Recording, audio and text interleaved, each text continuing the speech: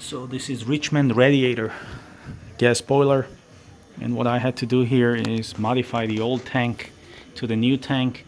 The old tank did not have the drain valve and neither isolation valve on that side, so I could not drain it. So what I had to do is completely disconnect it, bring the new piping down here. That's a service valve for a new expansion tank, and I also installed new pressure relief valve just in case the old one would not operate, because this is the old one, okay? And if I started to remove this, it's very close to the wall, and what I decided to do is kept it off and just left it off and installed new on the same supply, right?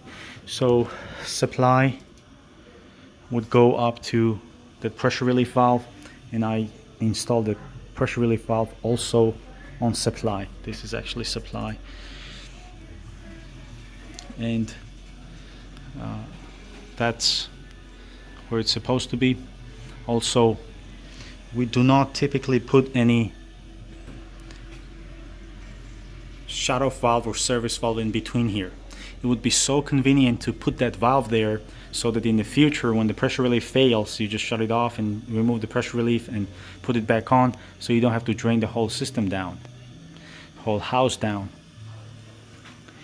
But we cannot do this, and because of that,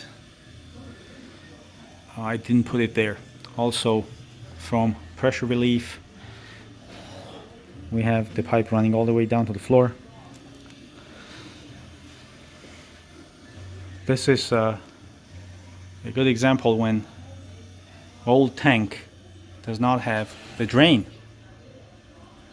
and that requires to basically modify everything. Well, the comment might be, why would not you install a valve here so you can drain? Well, you have to drain down the whole system, and then I also didn't have isolation valve there, and I have to put one valve, the other valve here, and it would be way too much work versus put the new one that we can replace anytime if it fails in the future. Yeah, just wanted to share with you guys that we see this a lot, that old expansion tanks get filled and there is no way to drain. Sometimes we put the valves. If we have isolation valve, that's the easiest job. We just isolate it, drain it, put the valve. We don't have to drain the whole house down.